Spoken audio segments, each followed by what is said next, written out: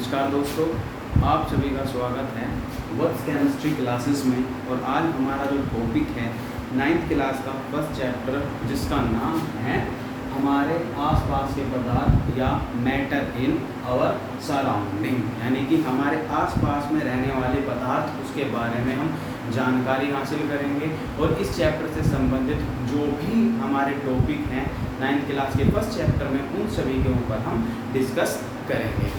जैसा कि हम सभी जानते हैं कि हमारा यूनिवर्स, हमारा पूरा ब्रह्मांड, हमारा यूनिवर्स जो है 5 तत्वों से मिलकर बना है।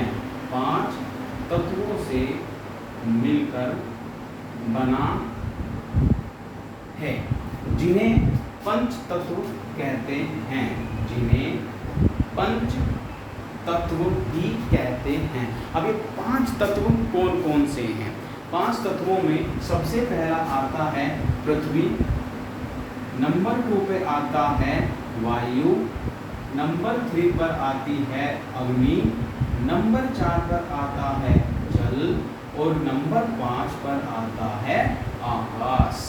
मतलब पदार्थ के बारे में जानने से पहले हमें इन 5 के बारे में बहुत ज़्यादा पता होना चाहिए। ज़्यादा भी नहीं, लेकिन इतना ज़रूर पता होना चाहिए कि हमारा जो भी पदार्थ है वो 5 तत्वों से मिलकर बना होता है, जिन्हें पंच तत्व या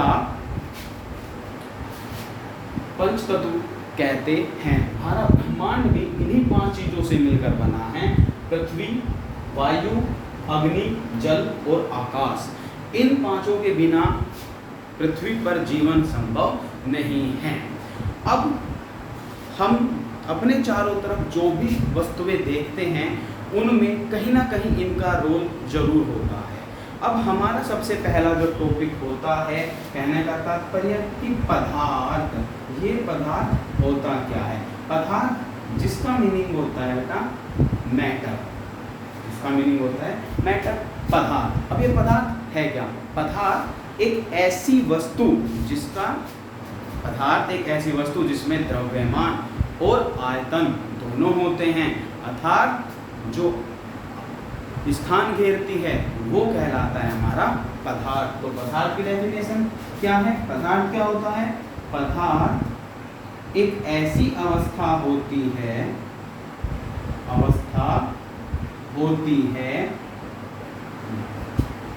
जो स्थान घेरती है, अर्थात जिसमें द्रव्यमान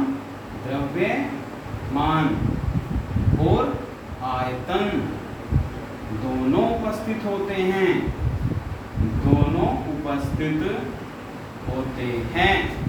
पदार्थ कहलाते हैं। हमारा पदार्थ इन चीजों से मिलकर बना है, इन 5 तत्वों से: पृथ्वी, अग्नि, वायु, जल और आकाश।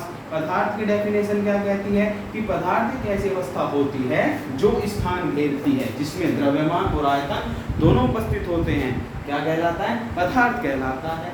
अब पदार्थ की बात करें तो हमारे ग्रंथ, जो रसतंत्र के नाम से ग्रंथ हैं, जिसमें रासायनिक विज्ञान की बहुत सारी परिभाषाएं लिखी हुई हैं, उसी रसतंत्र में ऋषि मुनियों ने बताया है कि पदार्थ जो इन 5 तत्वों से मिलकर बना है, जिन्हें पंच तत्व भी कहते हैं। लेकिन आधुनिक वैज्ञानिक सिद्धांत के अनुसार हमारा पदार्थ रासायनिक और भौतिक परिभाषाओं के अंतर्गत डेफिनेशन जो होती है वो इस प्रकार है कि एक ऐसी स्टेट या एक ऐसी अवस्था जिसमें द्रव्यमान और आयतन दोनों होते हैं, वो पदार्थ कहलाता है।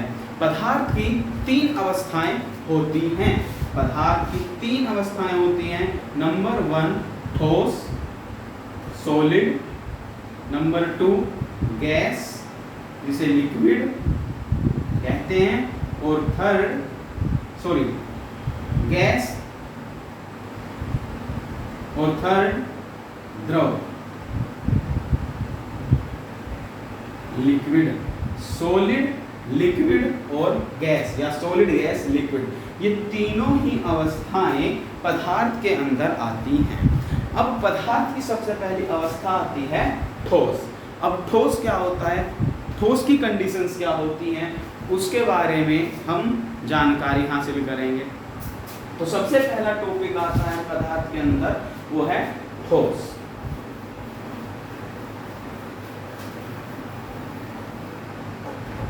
नंबर 1 पॉइंट ठोस, सॉलिड। ए पॉइंट, ठोस का आकार और आयतन दोनों निश्चित होते हैं। आकार और आयतन निश्चित होते हैं।